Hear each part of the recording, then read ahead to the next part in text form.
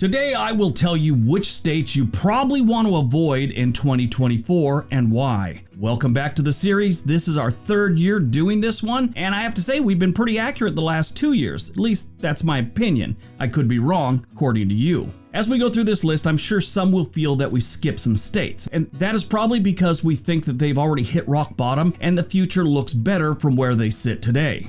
West Virginia is a perfect example. They have wonderful people and amazing landscapes. And after that, it's kind of hard to find some solid positives about the mountain state. It is dirt cheap, so maybe that's worth the risk. Sort of like gas station nachos. Some people think 99-cent nachos are worth risking a trip to the ER. You eat those 2 hours later, you feel like you're having a heart attack, they rush you to the hospital, you're in there, you're sure you're dying, you tell your wife you love her and you apologize for all the wrongs that you've done. She's upset, she's crying and sort of pissed about a bachelor party apology, and then the doctor comes in and says it's just gas from some low-budget nachos. We've all been there, right? Every state, every city, every town, and every country has its ups and its downs. In this list, we will look at 10 states that are having their downs and why. Got it? Get it? Good. Let's take a look.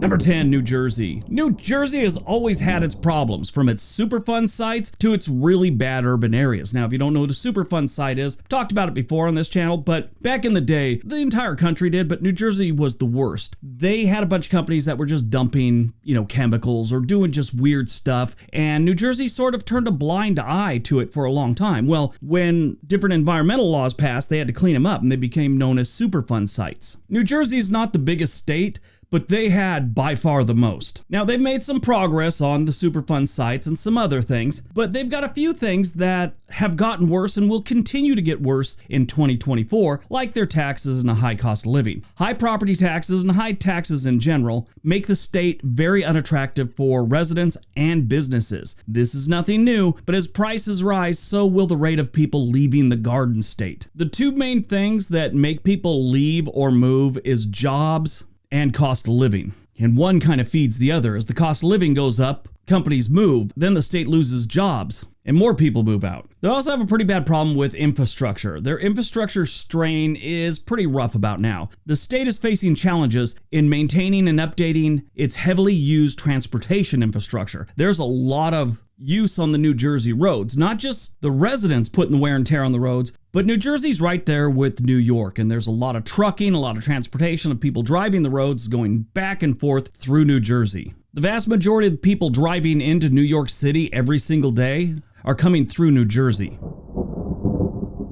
Number 9, Nevada. Nevada's gonna see some rough times here in the future. I mean, they're sort of feeling it right now. I watch a couple different channels where they focus on Nevada, and they're talking about how the tourism numbers really aren't what they thought it would be after COVID. If you don't know, it should be obvious to everyone that Nevada's economy is reliant on tourism. Tourism has its ups and downs, normally with the season, but when COVID hit, it really hit Nevada hard, both Reno and the Las Vegas metro area, where most of the people and 90% of the businesses are. I think they've faced some other things now that a lot of states have legalized gambling, and of course the Indian casinos sprinkled throughout the United States. Those have been going on for a long time, but every year they get bigger, every year they get better, and just chipping away at the draw to Las Vegas and Reno. They also face some serious problems with water scarcity. As part of the arid Southwest, Nevada faces significant water scarcity issues every single year, and every single year it gets worse.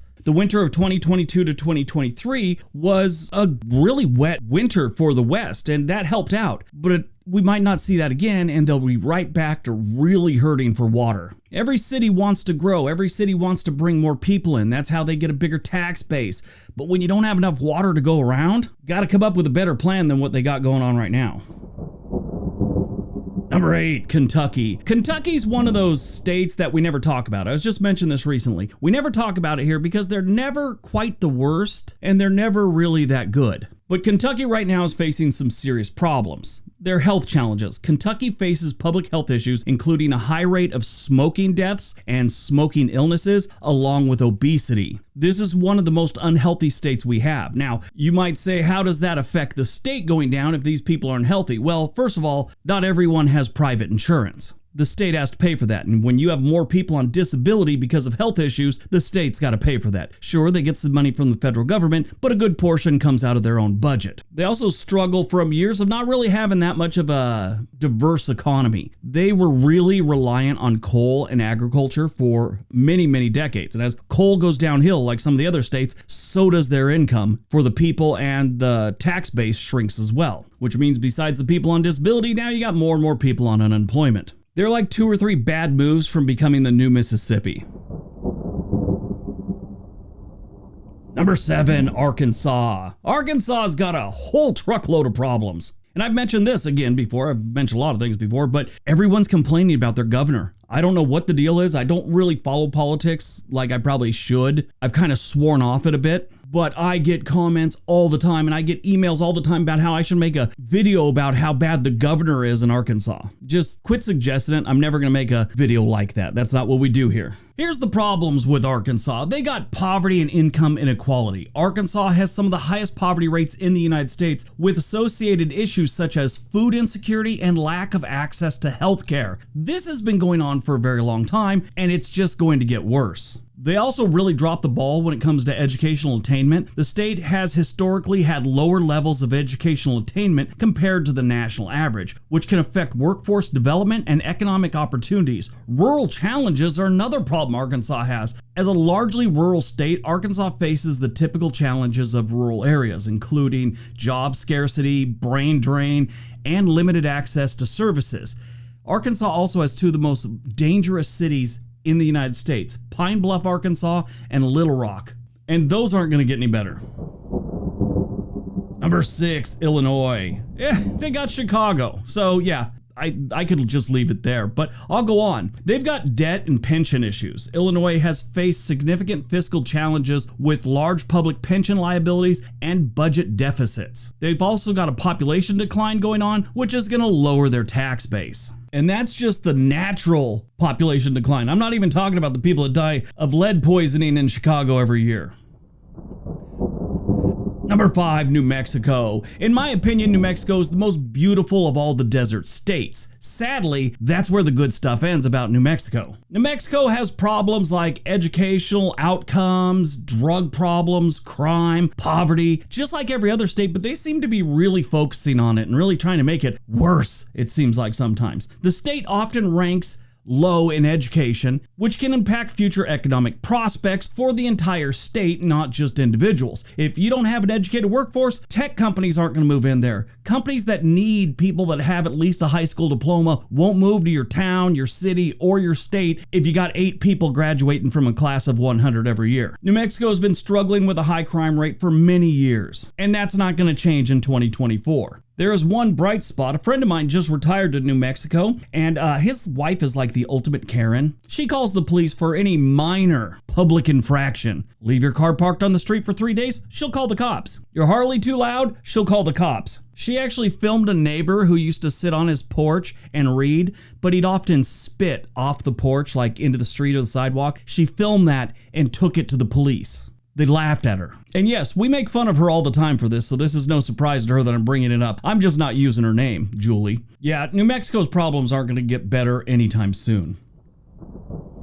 Number 4, Alaska. Alaska's got a whole bunch of problems, and being overpopulated ain't one of them. This is the biggest state, and it has one of the smallest populations in the country. The top 5 states with the lowest population are Wyoming with 576,000, Vermont with 643,000, Alaska with 733,000, North Dakota with 779,000, and South Dakota has 886,000. And if you took the land mass of all the other ones, they could all fit into Alaska. You could probably wedge in New Hampshire and Rhode Island along with those. Besides not having a bunch of people, Alaska has other problems. The oil revenue fluctuations. The state's economy is heavily dependent on oil, and fluctuations in oil prices can create budgetary issues, and they face them all the time. Climate change effects also are big in Alaska. Melting permafrost and changing ecosystems are creating challenges for infrastructure and traditional ways of life in Alaska. Now, if anyone wants to leave some comment about climate change is a hoax, it's not a hoax. The only thing that is up for debate now is, are humans making the situation worse? Every scientist realizes that the climate is changing. It's natural. The Earth goes through cycles. The worry is, are humans really affecting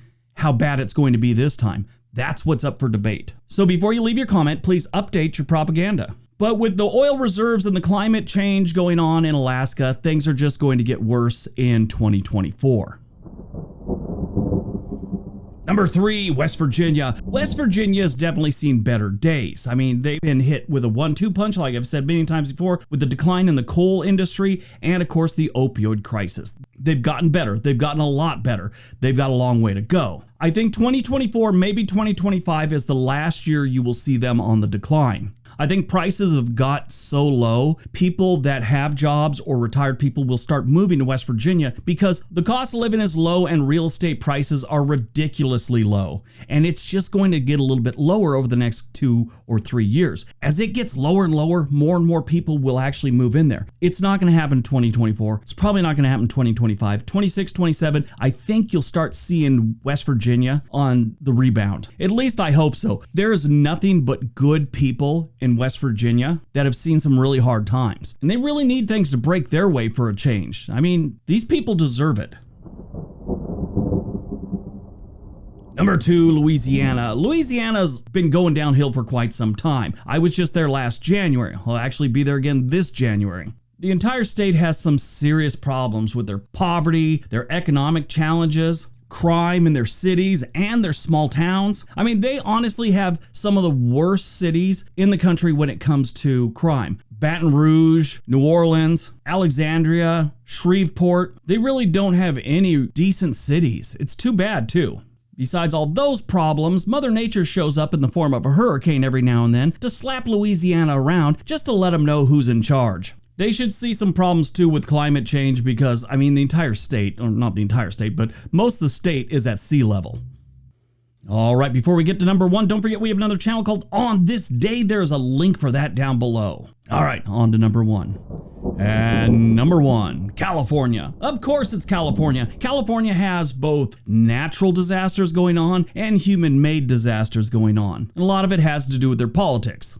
I mean, for the human-made disasters, I don't think they've set a policy yet in California requiring a permit and $200 to cause an earthquake. Give them time. If you watch the news or you're on the internet, you know California struggles with a lot of different things. Homelessness, earthquakes, crime, traffic, poverty, Kardashians, a drought, and of course wildfires. California continues to struggle with severe drought and wildfires every single year. Now, it's not like other disasters where you're hoping, like if you're in Louisiana, you hope you don't get hit by a hurricane this year, or you hope a tornado doesn't hit your town when you live in Indiana. You hope you don't get a blizzard this year. In California, they know they're going to have hundreds of wildfires every single year. I don't know about hundreds, but close to 100 every single year. Their only question is, which part of the state's going to get trashed the most? I still struggle with the thought of how come they don't have more of those super scooper planes? California has fires every single year. And a few years back, they didn't even own one. They'd rent them from people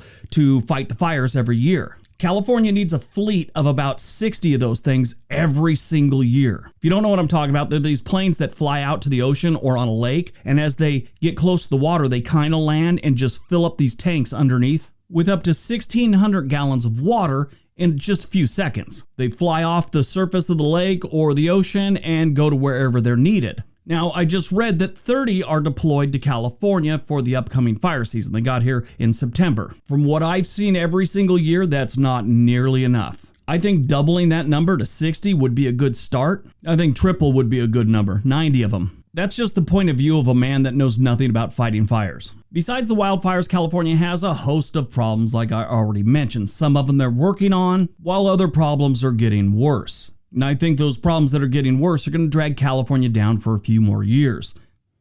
All right, that's today's video. Hope you guys enjoyed it. Hope you got some information out of it. Now go out, have a great day, and be nice to each other.